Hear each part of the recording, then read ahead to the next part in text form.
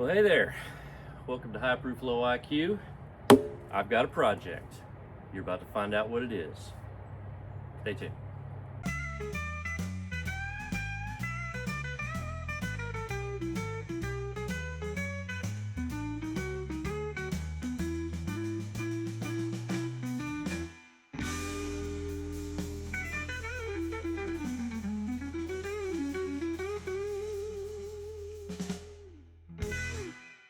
Well, teasing's gonna be over. This is gonna be the new infinity barrel, my infinity barrel. Scott's gonna help me with it.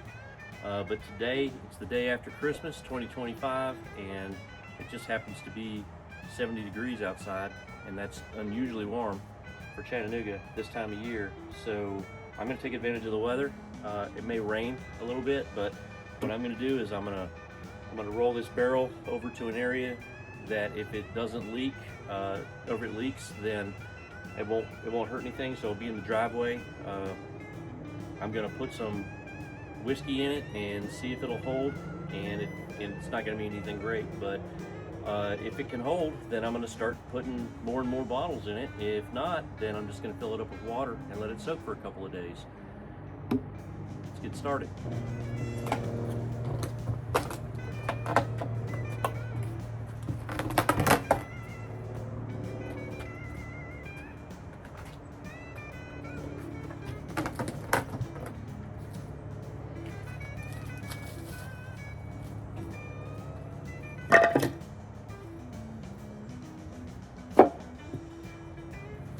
Chalk it up real good.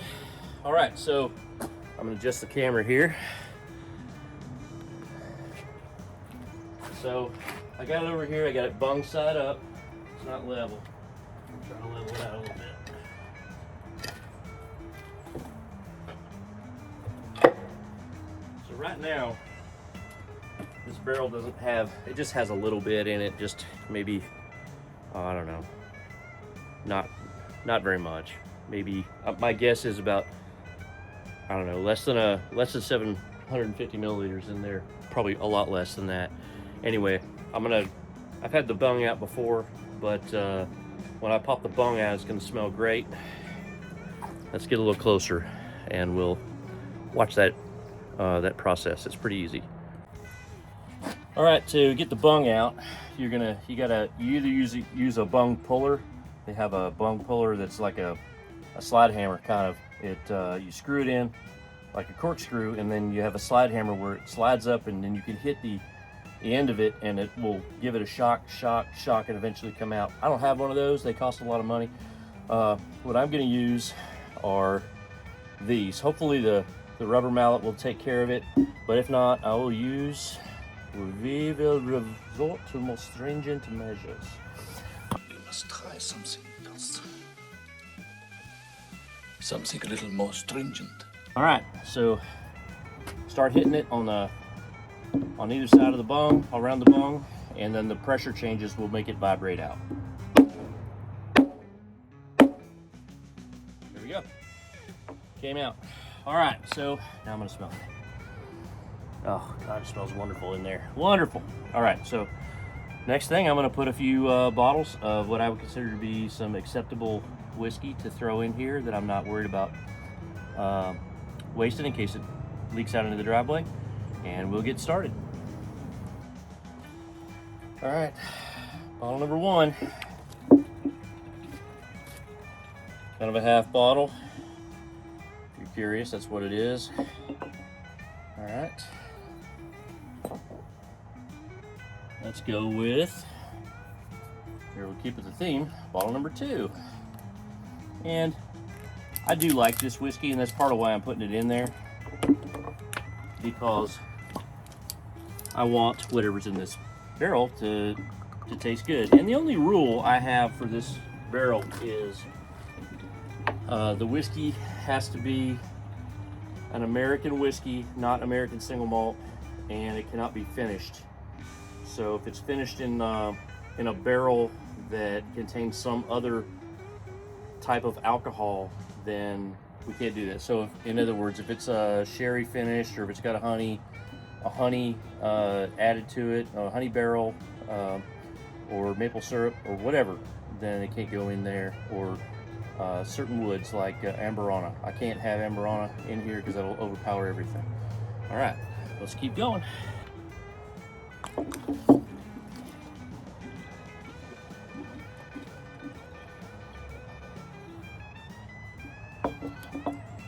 All right, a little weeder in there now.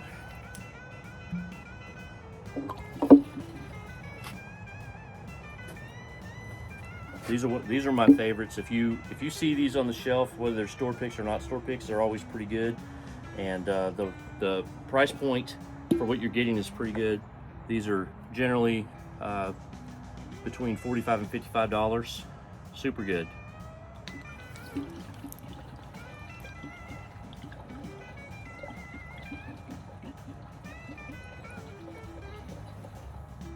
All right.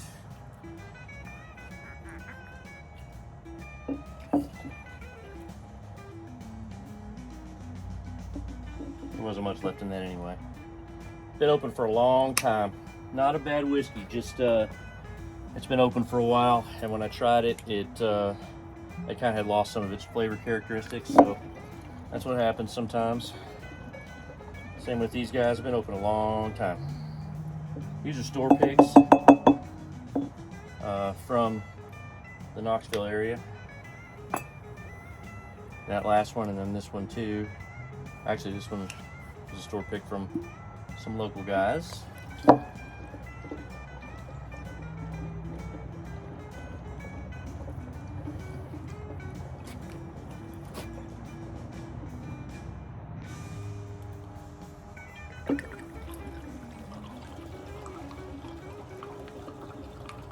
I'm just gonna high proofer from Davidson's Reserve in Nashville, Tennessee.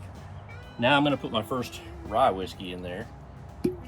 This Boone County single barrel rye. It is, what's the proof on this? What's the proof? It is 126 proof. It's a little hot.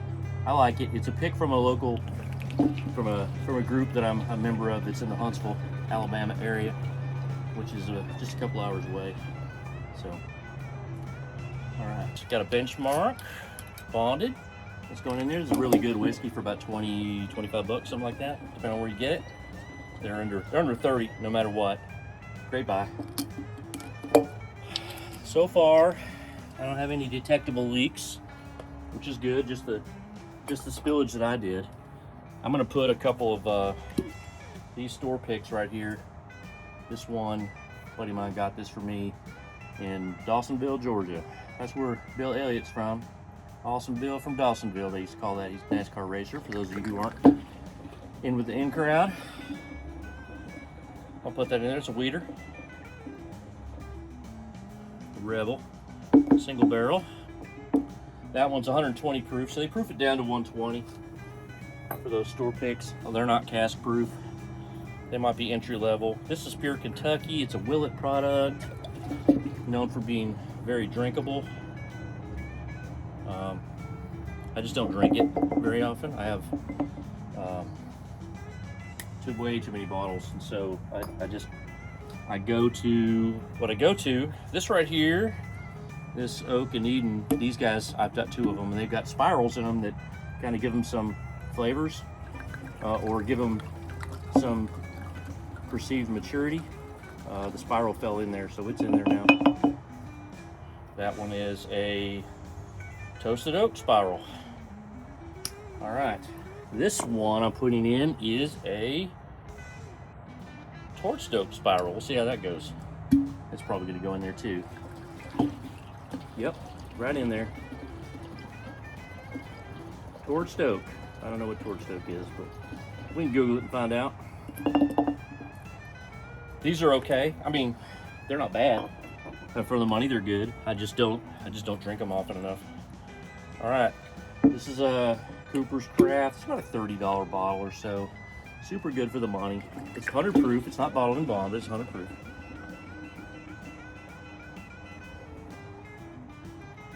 All right, so that guy's in there. And here we go. Very old Barton. This is 100 proof. not bonded. It's not bottled in bond, but it's 100 proof.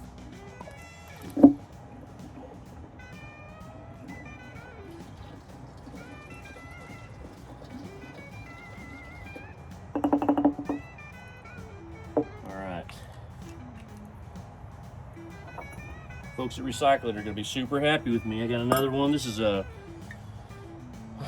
single barrel, hand-selected single barrel. These things come in at, this one is 104 proof, so not barrel proof. These are okay. Some of them are really good. Some of them are just good. Problem is you don't know till you paid for it and open it.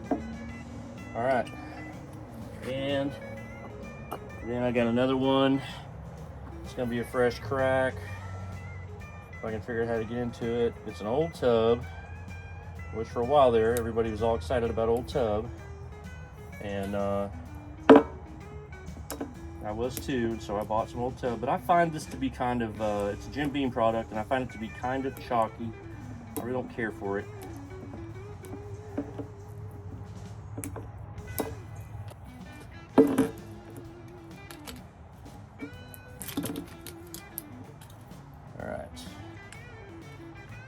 Anyway, I really don't care for old tub. I wanted to because it's kind of it's got some history behind the name and the mash bill and the distillery. It's a Jim Beam product, but I really didn't like it as much as I hoped I would. So in the barrel it goes. All right. So right now I've got 1, 2, 3, 4, 5, 6, 7, 8. 9, 10, 11, 12, 13, 14, 15, 16, 17, 18, 19 bottles in there. Some of them are full, some of them are not full. I'd say we probably got a dozen bottles in the barrel. I don't see any detectable leakage anywhere. Now, I haven't rolled it around, and the level's pretty low in there still. But I'm gonna go look for some more bottles to put in. Stand by. All right, so here's another one that I thought I would like more than I really do. I wanted to like it more than I do. It's just not my flavor profile. I think I've got some friends who really like the Paul Sutton stuff. I'm just not a big fan. That probably makes me weird, but vive la différence, right? I got this one right here. This is from it's a 4-grain bourbon from Black Button Distilling in New York, Rochester, New York. This one's 42%, so it's 84 proof. I'm gonna go ahead and pour that in there. It's really kind of grainy. I don't really care for it. I see now when I look in there, there's some sediment in the bottle that does not look like barrel char, so I'm not sure what that is. Mash bill, maybe? Part of the mash? I'm not sure. Anyway, didn't care for it. Got this bottle of Desert Colt. I like Smoke Wagon products, so I'm not putting this in here because I don't like it. I'm putting it in there because I just don't drink it. I do like it. They source, they're out of Las Vegas, but they source from MGP or Ross and Squibb in Indiana, and I'm a big fan of MGP. And then I got another rye to put in there. This one is a bottle that I bought from some folks, Brownwater Basement Bourbon Group down in Huntsville. It's really good. I got a few bottles, so I'm gonna go ahead and dump this one that's partially open in here. It's just been open a while, and I just don't go to it that often. Although it's pretty good. I like just about everything that Sagamore Spirits puts out. That's a good one. So I got a couple of ryes in there now. All right, let's see what's next. All right, here's another distillery I really like. I just have a lot of bottles from them right there. I just don't drink this one very much. By the way, I recommend this if you want a 93 proof rye whiskey. This particular one, High Road Rye, is very good, very pleasant. I just have a ton of their stuff that's just kind of specialty stuff that's maybe done with some specialty grains or aged a certain amount of time or whatever. And this one is just a little too vanilla for me. based on the bottles that I have. I've got a, this is a barrel pick from a local store. This is a wheated whiskey from Old Dominic. Old Dominic is in Memphis, and they started doing their own juice here recently. I'll say a wheated whiskey. This is a wheat whiskey. How about that? Straight wheat whiskey. Mash bill, 83% wheat, 12% corn, 5% malted barley. Comes in 121.38 proof. Got another one from Old Dominic. This one is cast strength bourbon, 124 proof, 124.31 that is. They're one of the distilleries that puts their mash bill on the barrel or on the bottle. So this one is mash bill, 52 corn, 44 rye, 4% malted barley. All right. And then for this round, the last one is going to be the Dam Whiskey Corp. Straight bourbon whiskey, 101 proof. This is not bad. Doesn't have a barcode on the back of it, a UPC symbol or whatever, a SKU. So I couldn't really enter it in my my database, but it doesn't matter. This is was purchased locally by a friend of mine. He was at the old Hales Bar Dam, which is on the Tennessee River in Marion County, which is just west of Chattanooga. And the dam doesn't exist anymore, but the building where the power plant, the hydro plant, it still exists, and they use it for all kinds of things, including the distillery. And around Halloween, they have a big haunted house there because apparently the dam is haunted. And so back in like 1967, TVA, they built the dam in 1939, and then they decommissioned it in 1967 and removed it because there were so many, I guess the limestone features, there were so many ways the river was going around the dam that they couldn't keep the water inside that part of the lake on the river, that is. Okay, so let's see if I can scare up some more stuff. All right, here's another one, fresh crack. This was an impulse buy. I was out in California and I bought this. So in Tennessee, at least in my county, you can't just walk into any old grocery store and buy alcohol. You got to go to a liquor store or a package store, and they will sell you the liquor. And anyway, in other states like California, you can just walk into any old grocery store and they'll sell you a I'm not sure I can get this off of there without wrecking. Yeah. We'll just have to pour it slow. There we go. All right. Anyway, this is an 80 proof Tennessee sour mash bourbon whiskey filtered with the Lincoln County process. So really, they're not calling it Tennessee whiskey, but it is Tennessee whiskey. I'm gonna pour this in here. I'm gonna taste it first. Hold on. That's all right. It's nothing special. It's not terrible. I think it tastes better than Jack Daniel's Old Number 7. It's not saying a lot, but it's fairly pleasant. All right, I'm gonna put this back on there.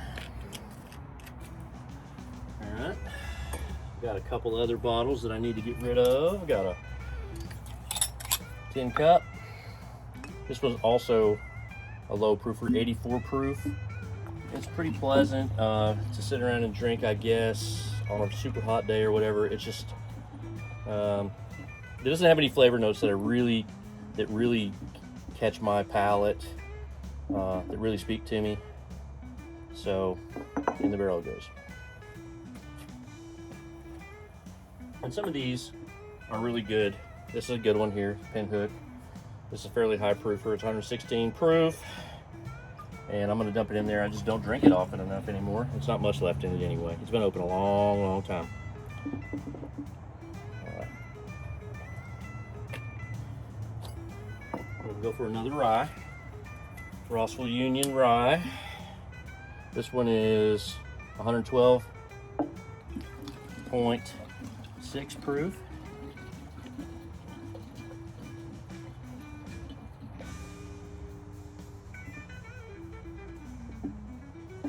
Anyway, so there we go. Got this. This is a pick from Total Wine. I just don't like it as much as I did.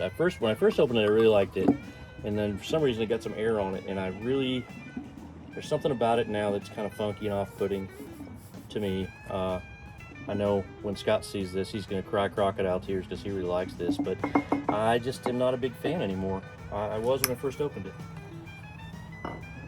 Here's one that's kind of an expensive bottle I regret buying. So the Blue Run, I know that people like those a lot, and I sometimes do, but mostly I don't. And so the bottle's really cool, and they're very expensive, in my opinion. They're good, but I think for the same amount of money, you could probably find something that you like just as much or maybe even better. All right, this one is a Wilderness Trail Weeder that is a store pick from a local store. I've got several of them, so I don't feel bad about dumping this one.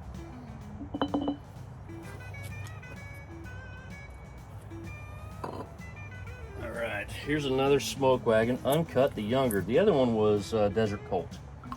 This one is similar. It's a high proofer. Let's look and see what the proof is on this one. They don't give you the proof, they give you the alcohol by volume. So 57.99, we'll call that 58.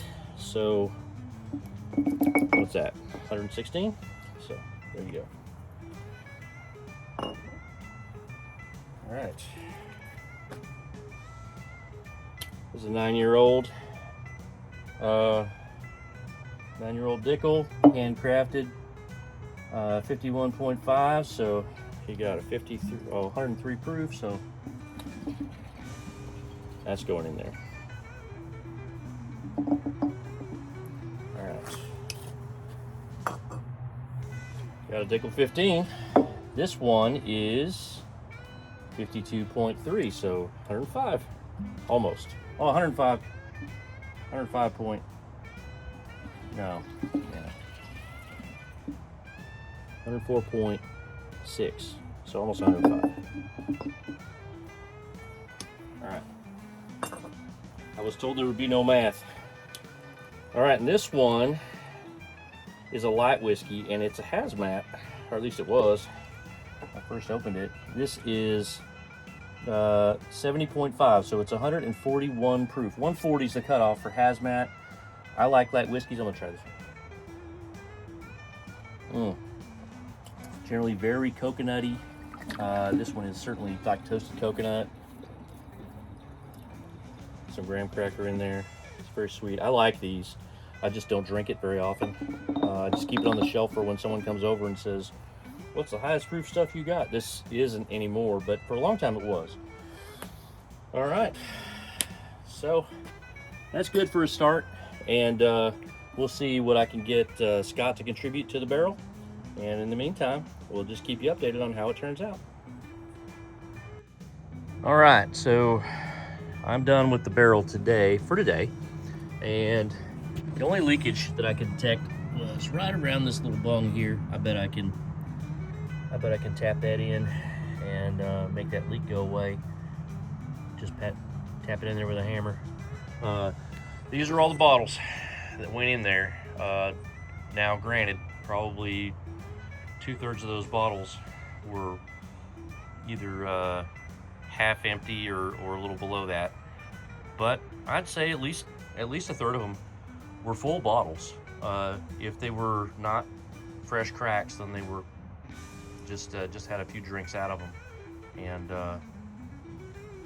we'll let this sit and let all the flavors marry together and commingle and cohabitate, and then we'll see what it tastes like here, and we'll call this day one. We'll check in about a month and see how it's doing. We'll siphon a little bit out into a glass, and maybe Scott will add some bottles to the party, and we'll see how it goes.